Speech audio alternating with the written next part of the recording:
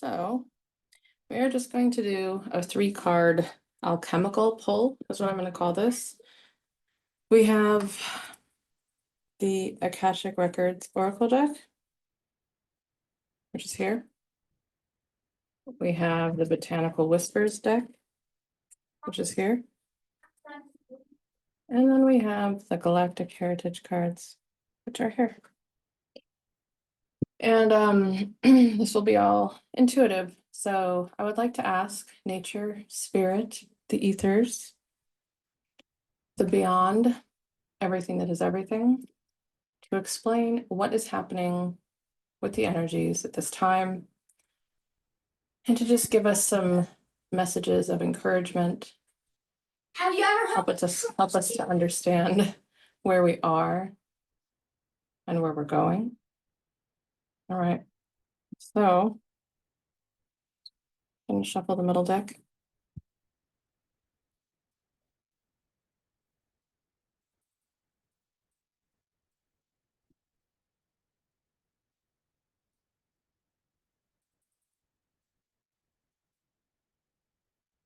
Feeling a lot of wind energy and horse energy.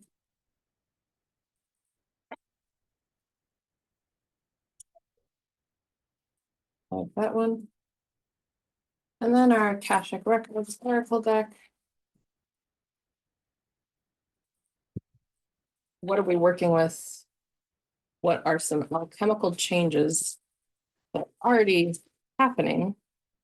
And how can I bring them into my awareness to help them reinforce the understanding of something that I'm undertaking or undergoing this time?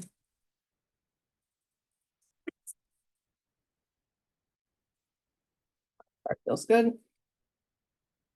And the Galactic Heritage cards.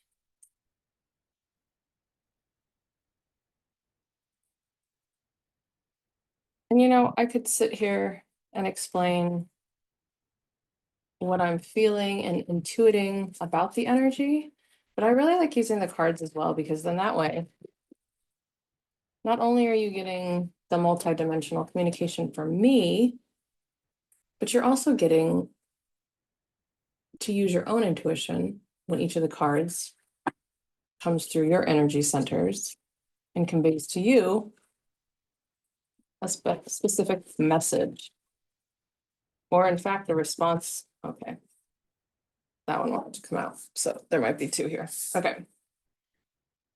In fact, it might just be a response that you are having that you didn't realize you were having until you saw the card. Okay. So Botanical Whispers, let's see. Came up upside down. That doesn't necessarily always mean anything, but sometimes it does. But let's turn it straight away and let's look at it. Rosemary. Remembering virginity, the mind. So lots of wind energy. And then the shadow side of this could be theft, forgetting, nightmares. And then the cursive wording says, it's safe for me to remember even the most painful of memories, for there is knowledge to be gained from looking at the past. So to me, the fact that this came upside down means that something that's going on right now is is going on for the sake of tradition or culture, or so we so much look to our roots to envision our futures, right? We look at what's happened in the past. I mean, even when we're looking at astrology and we're saying, oh, we're attempting this Gilded Age, and we go back and look at other times in our life as we know it to seek guidance and clarity from the past. Well, I'm getting that this is coming because there are traditions that are meant for breaking. There's lots of things that persist just because no one's ever questioned them. One of my favorite things to talk about is the way that, a practitioner, when they first graduate medical school, when they're doing their rotations, they have these rigorous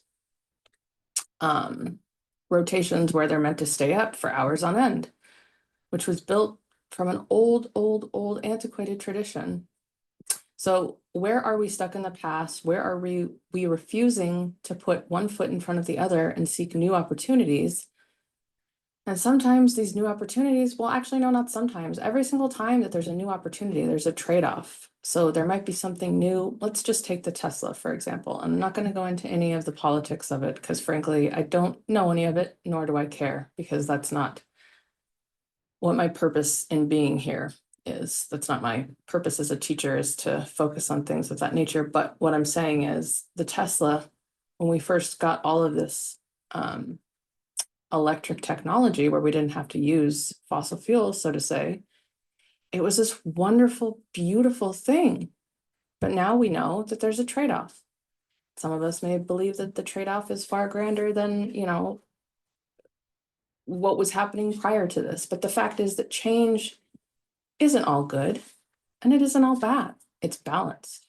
And again, I love to talk about the triangle of coherence. There's the positive polarity, the negative polarity, and the point of coherence. And they all can be maintained at one time. In fact, that's our challenge in being on this planet, in this human body, is to love ourselves exactly as we are, despite our idiosyncrasies and despite our paradoxes.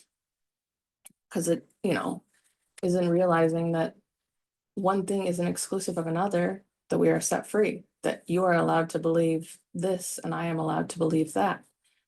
And it doesn't take power away from either one of us. And in fact, that's why I challenge people to let go of all beliefs and to simply tune into their value system.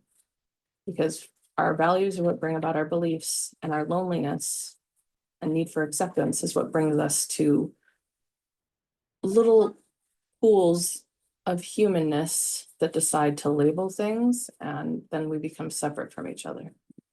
So that's why at this point in time, I don't have beliefs or a belief system. I simply have values. Okay, so we can move on from a cycle. And so that's the other thing too about this. So when we think about a cycle, or we think about karma, we think of the loop of infinity, we think of the number 8, abundance. Everything is cyclical. Seasons are there for a reason. Nothing is meant to stay the same forever.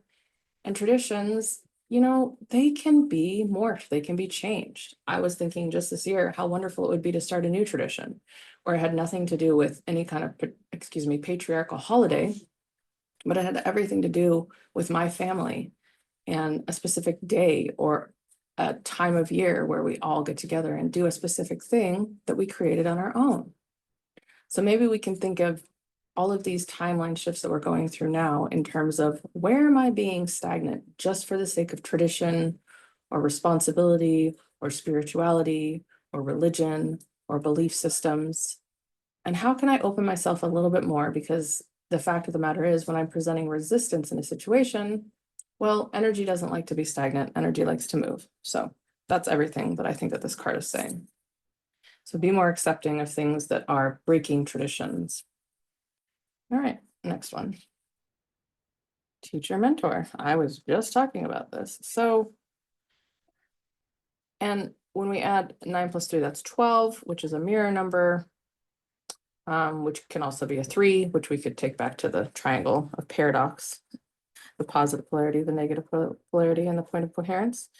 But the fact of the matter is I think that this challenge that's being presented to us to break tradition, so to say, break a cycle, maybe that resistance that we're feeling is an opportunity for us to open our mind. And in doing so, we are called to lead by example and to teach others, not in a way that says this is the right way versus the wrong way, but just in a way of kind of opening up a door in someone's mind that they didn't know was there before.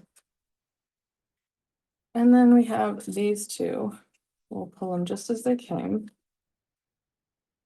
So conservative attachments, that's hilarious because when I think of this card, I'm just going to say it. And again, I have no political affiliation. I don't even care for any kind of separatist agenda. But this is exactly what I was picturing. The ideas that are being brought forth by a new type of energy are almost being poo-pooed by both sides, or they're being blindly followed. When really, the strength of the situation is in the nuance. The strength of the situation is in that new awareness, that new thought stream that's going through all of our minds, the one that pushes through the binds of restriction, religion, belief, the one that pierces through this resistance, this connection, this comfort zone of the known. Because we all know that things need to change. We all know that there are so many things that, for lack of a better term, are broken. The school system is broken. The monetary system is broken. The healthcare system is broken. Okay, well, sometimes when things need to be repaired, they need to break down even more, right? And that's what we're seeing, and it's not comfortable. But I just think that's interesting because it's an attachment to being conservative. It's an attachment to a new way of being that is challenging old systems. 5 + 1 is 6. I would venture to say that 6 is 1 past a 5, which is change. So it's change in the making. So it's kind of like if you had a stomach ache, but you were on a canoeing trip and there wasn't really anything you could do about it because you weren't willing to go potty in the water, so to say, you would have to wait because you put these confinements, you put these boundaries in play. So you can wait and you can complain the entire time until the canoe lands at the rest stop, or you can make yourself uncomfortable by being embarrassed and going in the water and maybe break one of your belief systems because you're, you know, polluting the water. Or you can wait and you can complain the entire time and make you and the others around you miserable. Or you can sit content in your decision and in your uncomfortability and just allow that uncomfortability to have permission to exist until you get to the stop and you are able to go to the bathroom under your own accord. And then the seat of polarity, this guy came upside down. So maybe we'll look at these two together. So, and again, 5, 4 + 1 is 5, which is the past. It's upside down. So let's leave the past in the past. Let's leave these old traditions and know that an old tradition is simply an old cycle. And it's a seed of polarity. And I'm also saying this is fear. So a lot of times when we don't know how to categorize something because it's new stimuli to us, it gets categorized as fear. This is just a normal human response, and there's nothing wrong with it. But it's okay to change. It's okay to not know what's going to happen. Do you like surprise parties? Because for those of us that do, try to live in that space. Do you like surprise gifts? For those of us that do, let's live in this space where we know enough about ourselves and our energy that the next thing that's coming is even better. And yes, there's going to be trade-offs, but the next thing that's coming is even better. And for whatever reason, I feel compelled to say that when I reached the point in my life where I had a job where I didn't have to wear closed-toed shoes anymore, I would wear Birkenstocks. And there was so much freedom in that. And I loved it. But you know what I realized? There was a trade-off. And the trade-off is that my feet were very dry and they would get, a little crackly on the end of the heels. I know this is kind of a disgusting way for me to paint a picture of what I'm thinking here, but it's like there's trade-offs to everything. And when we paint this picture of what's on the other side as being so much better than what we're living now, then we're not living now. And that's all that's being asked of us, is to stay present, try not to get attached to anything, find new ways to reach ourselves and reach others, open our minds, work with that wind energy. And it's okay to set free the past. It's okay to not live in polarity. I hope you have a wonderful week. Thank you so much.